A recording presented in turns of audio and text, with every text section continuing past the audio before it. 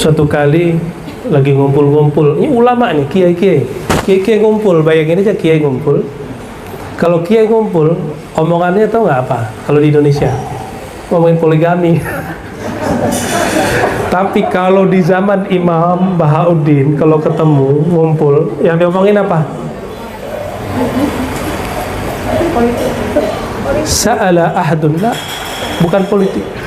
Sa'ala ahadun ulama Bukhara Asy-Syaikh Naqsyabandi yauman. Satu kali ulama Bukhara nanya Imam Bahauddin. Apa yang ditanya? Ini ulama loh ya, kiai. Ternyata dari dulu kiai begini kolbunya. Tapi kiai ada yang munsif, ada yang sadar, ada yang iri dengki. Ini kata Imam Syafi'i, didukil oleh Imam Ghazali, setiap permusuhan mungkin diislah, kecuali permusuhan karena iri dan dengki. Jadi antum punya kawan terus iri, itu nggak bisa diislah, nggak bisa didamain. Kita mau ngapa-ngapain salah, kita sapa dia, kita bentak dia, kita senyum dikira nyengir, ya. Kita sampaikan salam dibilang suul adab, deh suruh kirim salam mana gitu. Serba salah orang begitu. Maka orang iri dengki cukup kita berdoa min syarr inna na'udzubika min syarri hasidin idza hasad. Ya Allah, kami berlindung kepada Engkau daripada iri orang-orang yang iri dan dengki. Nah, ini ulama Bukhari ini munsif, dia tidak iri, tidak dengki. Lihat Imam Bukhari, Imam Bahauddin Naqsyabandi Al-Bukhari ini, beliau ramai pengikutnya, hatta raja-raja datang ngirimin hadiah, ya, tapi beliau gak terima. Habis diterima, beliau kasih ke orang lain, ya. Apa yang ditanya? Kaifa yahdurul qalbu fis shalah? Bagaimana supaya hati saya hadir, connect? Kalau bahasa antum, cara khusyuk di dalam sholat. Gimana caranya? Ya. Fa'ajaba Syekh, dijawab oleh Syekh, hudurul qalbi yubda minal luqmatil halal. Hati yang hadir bersama Allah dimulai dari makan yang halal. Makan halal itu secara zahir didapat dari mata pencarian yang halal. Secara hakikat dihalalkan dengan bismillah. Dihalalkan dengan bismillah. Wa anta tatafakkar fi ni'amillahi alaik. Engkau sedang makan, engkau ingat nikmat Allah, bahwa yang mengenyangkan adalah Allah. Jadi kalau lagi makan sudah bisa ingat Allah, apalagi lagi sholat. Termasuk nanti bagi yang menikah, melakukan hubungan suami istri, itu lebih indah lagi, lebih lezat daripada orang yang tidak ingat Allah. Ya, ya, yang belum menikah tahan-tahan napas saja. Summa biyaqzatil qalbi indal wudu hatta tasila ila takbiratul ula indaha yubda hudurul qalbi fi shalah. Yang kedua, itu baru satu. Yang kedua, ini yang saya ingat ajaran ayahanda saya dulu. Bapak saya, waktu saya masih sanawiyah, masih ngambil thariqat samaniyah, belum Naqsyabandi. Beliau, saya tanya, Pak, kalau mau khusyuk gimana caranya? Itu anak kelas 1 MTSN nanya, 1 SMP. Jadi akhir kelas 1 itu saya mulai sholat. Jadi kelas 1 itu sholatnya kalau disuruh doang. Tapi di ujung kelas 1 saya doa nangis, ya Allah, aku ingin rajin sholat tanpa disuruh-suruh, gimana caranya? Saya nangis. Di awal kelas 2 langsung ambil thariqat samaniyah, tapi sholat hati hadir tapi tidak terasa khusyuk, nggak lezat gitu sholatnya. Maka saya tanya kepada ayah saya, beliau khalifah thariqat Naqsyabandiyah, Pak, gimana cara khusyuk? Apa jawaban beliau? Sholat itu tidak sah tanpa wudhu. Maka dalam sholatmu tidaklah dapat ingat Allah kalau dalam wudhumu tidak ingat Allah. Saya ingat sampai hari ini. Sederhana kan? Sederhana tapi kita lupa. Jadi wudhu itu jangan ya, wudhu itu hati-hati, pelan-pelan, nggak usah cepet-cepet, nggak usah berulang-ulang banyak. nggak usah ragu, mantap. Satu kali, dua kali, atau tiga kali. Jangan diulang lagi. Ya, hatinya terus menyebut nama Allah, berdoa, ya Allah bersihkan mataku, bersihkan semuanya, dalam hati aja doanya. Nah, itu pegangan beliau selama hidupnya. Sangat syafi'i banget kalau beliau wudu itu syafi'i sekali. Kalau saya kan masih syafi'inya, ngambil rukhsahnya banyak. Kalau beliau mutasyaddid luar biasa ya. Semoga beliau ayahanda Syekh Muhammad Nur Akmal ya diterima di sisi Allah dalam ridha radiyah mardiyah. Al-Fatihah. Bismillahirrahmanirrahim. Ya Allah. Apa kata beliau? Jadi trik sholat khusyuk pertama, hati hadir saat makan yang halal. Jadi makan halal dan hatinya hadir saat makan. Jadi lagi makan itu diingat yang ngasih makan tuh pada hakikatnya Allah. Zahirnya mungkin orang tua atau tempat kita bekerja gaji ya. Yang kedua, yaqzatil qalbi indal wudu hatta tasila ila takbiratul ula. Hatimu tidak putus ingat Allah dalam keadaan wudu sampai takbir pertama. Bisa nggak?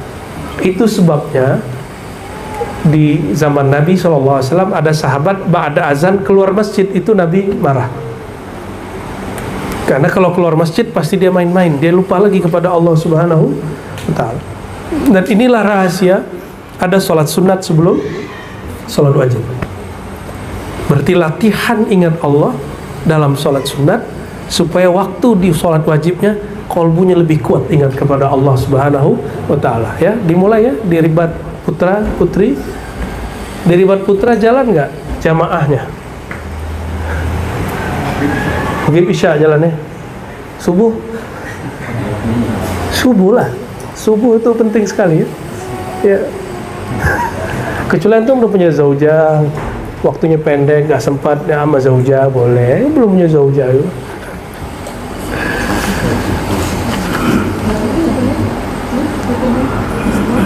Kalau sudah begitu, yubda hudurul qalbi fi shalah, barulah berbuah, hatinya akan tetap terkoneksi kepada Allah di dalam salat.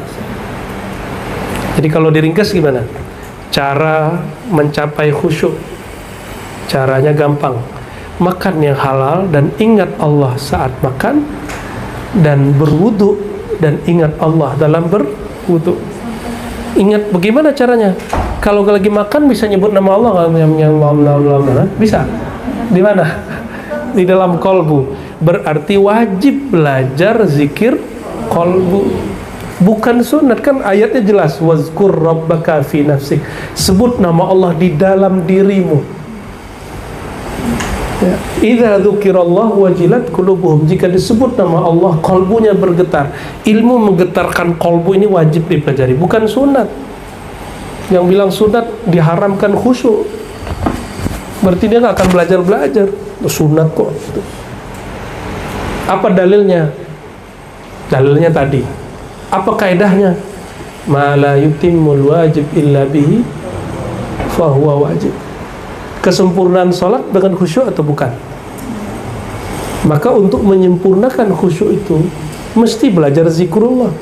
Jadi kalau ada orang nanya, duluan Islam apa tasawuf? Kan ada yang nanya gitu ya.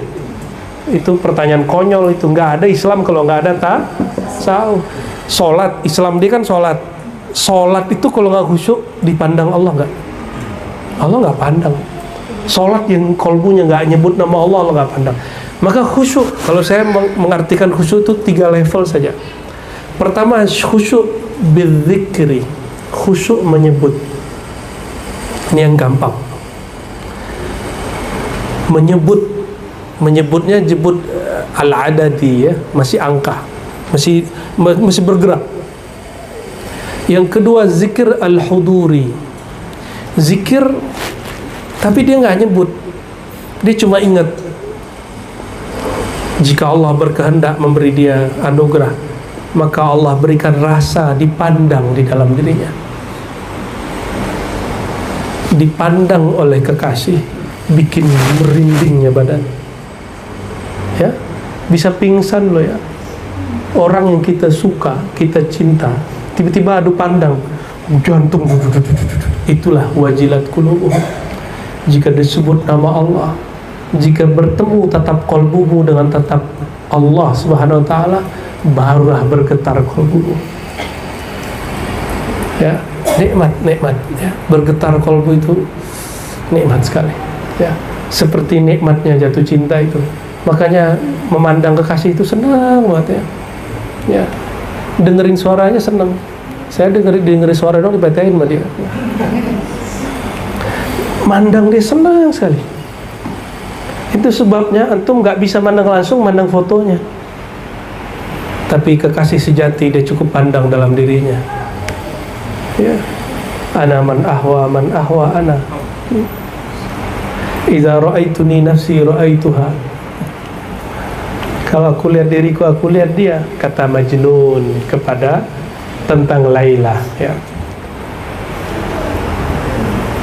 Belum begitu kita ya.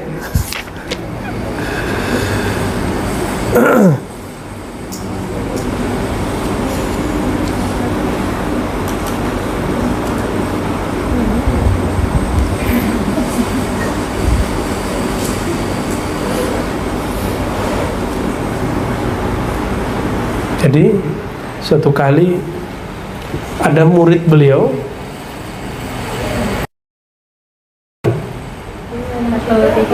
oh yang ketiganya nggak boleh dijelasin sebenarnya, tapi saya kasih aja ya, makanya saya tutup aja tadi.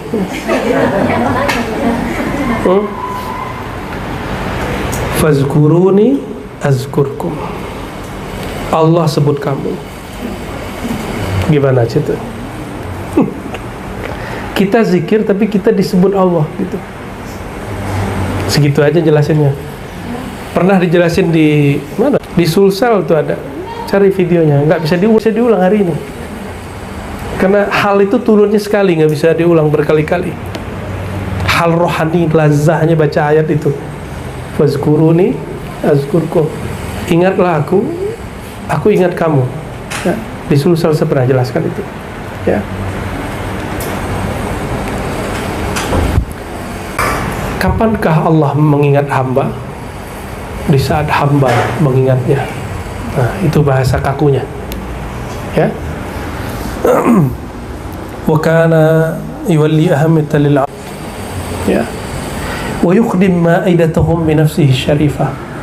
Ya. Beliau masak sendiri. Ya. Wa idza jatama'u lit-ta'am yusihim bil muhafazah 'ala al-hudur. Ya, kalau orang udah ngumpul maka diingetin aja, baca bismillah, ingat Allah, jangan lupa ingat Allah lagi makan gitu.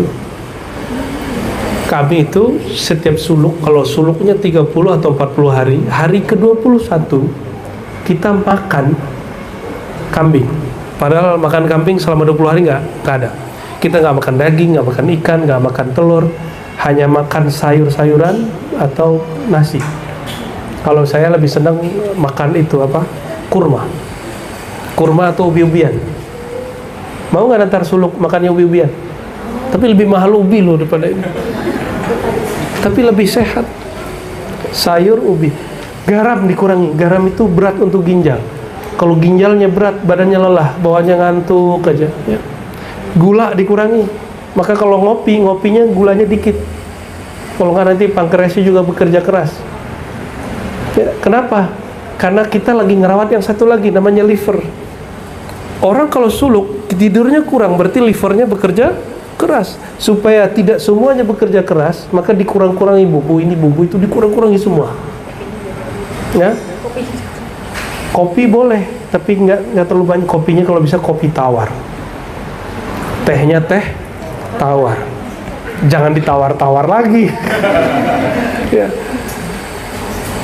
Nanti kalau sudah siap yang di Yati Keramat, kita buat suluk Khalwatiyah Samaniyah Qadiriyah sana ya. Karena itu ijazah dari guru kita, ada ijazah Thariqah Samaniyah Khalwatiyah Qadiriyah. Begitu beliau menyebutnya. Ya. Kalau disebut lagi mungkin disebut Thariqah Al-Muhammadiyah, karena Imam Saman menyebutnya Thariqah Al-Muhammadiyah. Benar Bu ya? Thariqah Al-Muhammadiyah. Muhammadiyah, Samaniyah, Khalwatiyah, Al-Qadiriyah. Nah, karena Thariqat Samman itu gabungan dari beberapa thariqah juga. Ini biasa, orang gabungin thariqah itu biasa. Kalau orang dulu mampu gabung thariqah, masa orang sekarang nggak boleh? Zaman sudah berubah. Orang dulu nggak ada kerja dari jam 8 pulang jam 5. Sekarang antum ada kerja pulang, berangkat jam 8 pulang jam 5. Masa nggak ada kemudian revisi daripada cara suluk? Cara suluk boleh direvisi, tapi ajaran thariqahnya nggak usah diganti. Gitu. Sekarang kalau kerja berapa hari setahun dapat izin? 12. Cuma 12. Sedangkan kami suluknya 40 hari. Kalau itu tidak kita buat suluk 10 hari, suluk 40, suluk 30, suluk 7 hari, suluk 5 hari, suluk 3 hari, mesti dibuat semua. Dan di kitab ada kok. Ya. Jangan kemudian ngomong ini, nanti apa kata orang? Kan suluk di kitab 40, kok jadi 10? Lah jangan kata orang. Harus kata ulama. Ya. Jadi nggak usah khawatir, nanti ada. Cuma di Naqsyabandi saya tidak buat suluk semalam, nggak ada. Itu hanya ada di Saman, ya. 3 hari ada, tapi kita cukup jadi ini Thariqat Samaniyah, ya. Dan kita sudah izinkan Buya Dr. Aldomi, ya, dan Buya Asfi dan Buya Yunal untuk menjadi leader di situ, ya. Semoga beliau dikuatkan oleh Allah Subhanahu wa Ta'ala. Jadi talqin sekarang jangan minta ke saya lagi. Talqin mintanya ke Buya Dr. Aldomi, Buya Asfi, Buya Yunal. Oke? Jadi itu talqin Buya, nafsu bener ini minta talqin. Talqin itu nggak boleh pakai nafsu. Makanya murid yang nafsu begitu kita minta, kamu zikir dulu ya, hayu ya. Itu untuk menghabiskan nafsu dia. Nanti jangan heran ada orang belum disuruh zikir begitu udah ditalkin, karena mereka sudah ninggalin nafsunya sebelum ketemu gurunya. Ada yang begitu, ya. Itu SOP-nya kira-kira begitu.